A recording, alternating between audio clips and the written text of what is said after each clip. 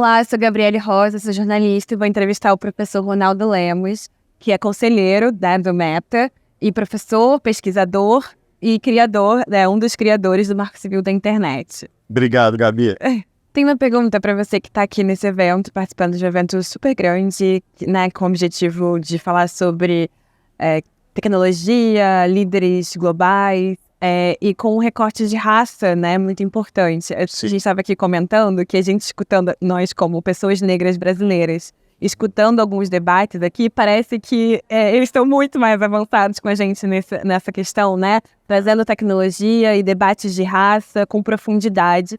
Sim. E a gente não percebe tanto isso no Brasil, parece que a gente está caminhando a passos um pouco mais, né, devagar, assim. Então, eu queria que você falasse um pouco sobre essa sua percepção enquanto uma pessoa que pesquisa tecnologia e que está dentro dessa área no Brasil, participando de um evento como esse, um evento global que tem líderes do mundo inteiro falando sobre isso e trazendo o debate racial para a mesa, né? Bom, primeiro isso é fantástico, né? A gente está falando de diáspora, a gente está falando de uma conferência que está acontecendo no Rio, uma cidade que é banhada pelo Atlântico, o Atlântico que funciona como uma rede, inclusive, onde a gente troca conhecimentos, a gente tem uma identidade, né, que é formada também por causa dessa proximidade da história também da região que a gente está. Então, assim, tecnologia e raça é um tema central, ainda mais para um país como o Brasil, que enfrenta a questão de racismo estrutural, que eu acho que é muito clara, e a gente tem que sempre que lidar com a tecnologia,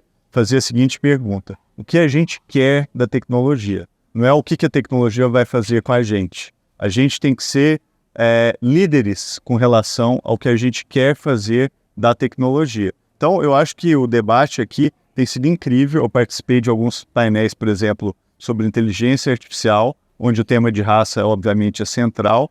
E não só aprendi muito, mas acho que essa discussão, especialmente no contexto do Brasil, ela tem que ser central, porque a gente, ao falar de tecnologia, tem que falar de oportunidades, tem que falar de desenvolvimento, tem que falar de combate às desigualdades. Então, tecnologia é uma das forças que mais transformam o mundo. E, nesse sentido, tem que ser uma força positiva. Se a tecnologia for ser mais uma força negativa, a gente só vai ter a opção de resistir a ela. Mas eu acho que a gente não pode desistir e olhar dessa forma. A gente tem que pensar a tecnologia como uma forma de transformação positiva, e para isso, obviamente, a gente tem que olhar para todos os problemas da sociedade, sobretudo no país como o Brasil, sobre raça, e ver o que a tecnologia pode eventualmente contribuir também de forma positiva sobre isso. E olhando para o Brasil, assim, ao seu ver, quais são os desafios da inclusão de pessoas negras e outros grupos vulnerabilizados em espaços de tecnologia como o Facebook, como o ITS, como uma organização, né, como o ITS? Olha, os desafios são gigantescos, porque a gente tem que pensar sobre tudo, né? Por exemplo, eu faço uma série no canal Futura, que se chama Expresso Futuro.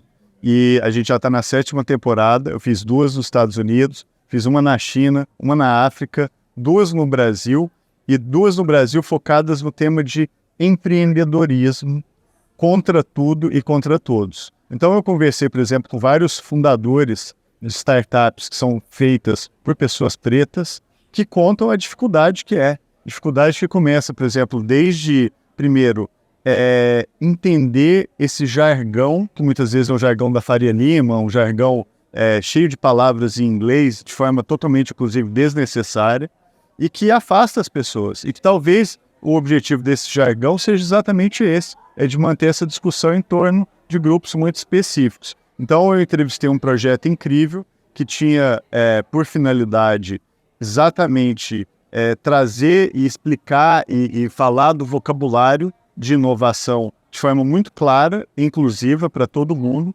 E esse trabalho eu acho fantástico. E vários outros. Você tem iniciativas como o Vale do Dendê, em Salvador, feita pelo Paulo Rogério, que é absolutamente incrível na sua capacidade de gerar empreendedores de inovação no Brasil e assim por diante. Então, eu acho que assim, tem muitos grupos e pessoas no Brasil que já estão sendo capazes de pegar a tecnologia e transformar, inclusive, em maneira política, por que não dizer, como um processo de transformação e de inclusão. Então, o que eu vi me deixou muito animado. Assim, eu fiquei realmente impressionado com o potencial que o Brasil tem de fazer isso. Mas a gente está no começo. Então, são primeiros passos, e o que eu gostaria que acontecesse é que tudo isso se acelerasse de forma muito mais rápida, para a gente ver uma mudança muito mais concreta e imediata, por que não dizer, né? Sim. Acho que minha última pergunta agora acho que é bem interessante ouvir alguém falando sobre isso aqui, sobre os vieses, né, na tecnologia, na produção de dados e por aí vai. A gente aqui no Brasil está começando a implementar, por exemplo, tecnologia de reconhecimento facial na segurança pública, na saúde, em diversos lugares. E essas tecnologias, né, já está mais do que comprovado que atinge diretamente grupos vulnerabilizados, pessoas negras, mulheres negras. Mas esse debate ainda assim, eu sinto que aqui no Brasil a gente está muito dentro das bolhas, né? Falando sempre dentro das nossas bolhas de tecnologia, da informação. Eu queria que você, se você pudesse passar um pouco da sua experiência nesse lugar e fazendo essa conexão também com o que a gente está ouvindo aqui, né? De pessoas e líderes e empresas, empreendedores negros falando sobre uma outra realidade que não é a nossa, mas que também se conecta com a nossa, né? Sim. E é meio que assim, pensando nesse futuro, o que a gente faz em relação a isso, estando no nosso território e também se conectando com essas pessoas de outros países. Com certeza. Olha, por exemplo, aqui no Festival da Diáspora, as ideias talvez mais interessantes que eu vi sobre inteligência artificial nos últimos meses, eu acabei de ouvir aqui nas palestras do festival, porque é muito impressionante como tem toda uma geração nova de pesquisadores e pesquisadoras negros que estão fazendo trabalhos incríveis sobre questões de tecnologia e liderando o caminho e o pensamento sobre isso. Eu adoro, por exemplo, a Timnit Gebru, que eu acho que ela é incrível no debate de inteligência artificial. No Brasil, a gente tem a Nina da Hora, que faz um trabalho espetacular também. Manda um beijo para a Nina, inclusive, porque ela tem um trabalho, enfim, absolutamente maravilhoso. E eu acho que, assim, isso é muito importante, porque a gente sabe que a tecnologia, especialmente inteligência artificial, ela foi criada por homens brancos nos Estados Unidos. É um segmento muito específico da população, né? Então, quando a gente olha para os pioneiros, né, da inteligência artificial, as pessoas falam John McCarthy, falam no Marvin Minsky, falam no... enfim, são só pessoas que têm uma etnia branca. E eu acho que, primeiro, não é verdade, porque contribuições estão de todas as pessoas, né? É um grupo muito maior para a gente chegar onde a gente chegou. E a gente tem que pensar no impacto da tecnologia, né? Então, a Nina, por exemplo, da Hora, ela tem um trabalho muito importante de falar sobre discriminação algorítmica, de falar sobre problemas, por exemplo, como reconhecimento facial, quando é aplicado a populações no âmbito de segurança pública. E isso realmente é um problema gravíssimo. O que eu posso ajudar, né, do meu lugar de fala específico, eu tento ajudar. Por exemplo, em São Paulo, a prefeitura estava tentando fazer um projeto de reconhecimento facial usando câmeras, está tentando ainda. Eu escrevi mais de uma vez sendo totalmente contra, porque não pode ter reconhecimento facial usado no plano das cidades. É totalmente hoje consenso de que a tecnologia ela é falha, ela leva à discriminação de quem já é mais discriminado, então ela amplia um problema que hoje ele já existe sem a tecnologia. Então, a gente tem que enfrentar essas questões a partir do impacto que elas têm na sociedade. E, nesse sentido, eu acho que tem toda essa geração nova de ideias, e essas ideias, na minha visão, elas estão na ponta, elas estão liderando o debate, inclusive, de políticas públicas. Como eu falei, as melhores ideias que eu vi sobre AI em vários meses, eu acabei de ouvir em vários aqui dos painéis do Festival da Diáspora. Sim, que querendo ou não, né, os grupos vulnerabilizados são os que mais estão avançando em todas as outras pautas. Exato, que tem as melhores contribuições, com certeza. E as soluções para os problemas que a gente não criou também. Total, exatamente. Você pode contar um pouco melhor sobre o Conselho da Meta? Posso sim. O Conselho da Meta, ele se chama Conselho de Supervisão, é um conselho global, são 22 integrantes de várias partes do mundo. Da América Latina tem 3 pessoas, eu sou o único do Brasil, mas a gente tem a Catalina Botero da Colômbia, a Pamela San Martín do México, e é um conselho que foi criado para ter a possibilidade de supervisionar e provocar transformações de políticas dentro da Meta, especialmente Instagram e Facebook.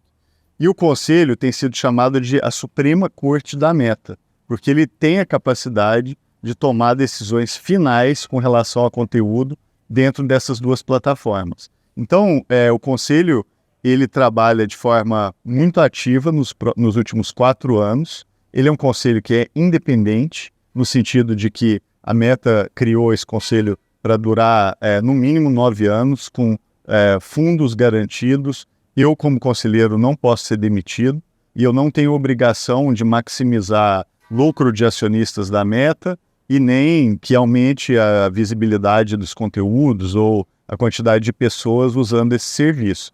A minha função na Meta é aplicar a toda a tradição de direitos humanos quando aplicados à questão de conteúdo. Então, a gente já teve vários casos importantes, inclusive alguns aqui no Brasil, em que a gente teve que tomar decisões sobre condutas, inclusive erradas, que a Meta vinha fazendo. Então, a gente já analisou vários casos que têm a ver com raça, com gênero. Nosso primeiro caso, inclusive, foi no Brasil relacionado a gênero.